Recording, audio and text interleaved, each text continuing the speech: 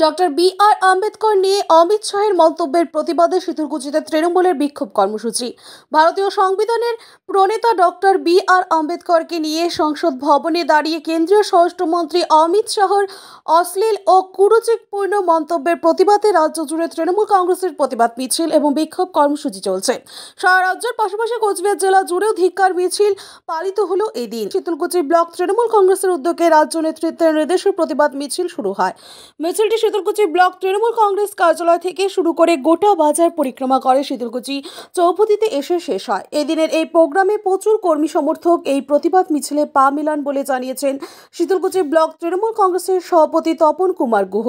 পাশাপাশি তিনি আরও বলেন, কেন্দ্রীয় স্বরাষ্ট্রমন্ত্রী অমিত শাহ একজন কেন্দ্রীয় মন্ত্রী হয়ে যেইভাবে ভারতীয় সংবিধানের রচয়িতা ডক্টর বি.আর. আম্বেদকরকে নিয়ে কুরুচিকর মন্তব্য করেছেন, তার জন্য তাকে নিঃশর্ত ক্ষমা চাইতে হবে, না হলে পদত্যাগ করতে হবে। যতদিন না পর্যন্ত স্বরাষ্ট্রমন্ত্রী ক্ষমা না চান ততদিন তৃণমূল কংগ্রেসের আন্দোলন চলবে। পাশাপাশি এই দিন মিছিলের পরে শীতলকুচি চৌপতিতে একটি পথসভা অনুষ্ঠিত হয়। এই দিনের এই প্রোগ্রামে উপস্থিত ছিলেন প্রাক্তন বিধায়ক হিতেন বর্মন, শীতলকুচি ব্লক তৃণমূল কংগ্রেস সভাপতি তপন কুমার গুহ, শীতলকুচি অঞ্চল তৃণমূল কংগ্রেস সভাপতি গৌরীশঙ্কর অধিকারী, সংখ্যালঘু সেলের ব্লক সভাপতি জাকির হোসেন, গোলেনা গুয়াহাটি অঞ্চল তৃণমূল কংগ্রেস সভাপতি একরামুল হক সহ অন্যান্যরা। কর্মসূচি আমাদের গত পরশুদিন 21শে ডিসেম্বর আমাদের রাজ্য থেকে ঘোষণা করা হয়েছে। 23শে ডিসেম্বর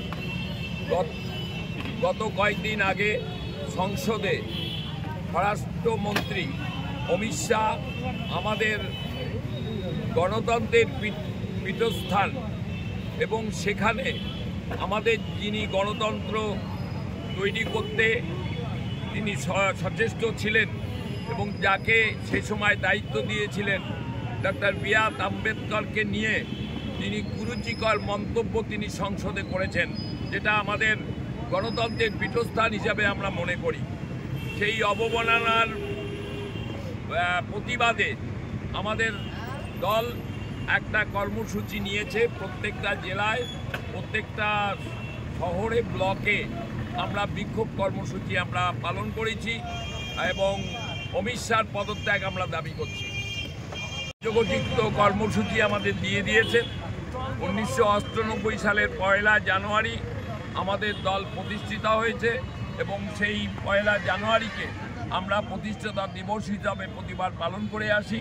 এবারও আমরা 1 জানুয়ারিকে প্রতিষ্ঠাতা দিবস পালন করব এবং 12ই জানুয়ারি স্বামী বিবেকানন্দের জন্মদিন আমরা পালন করব।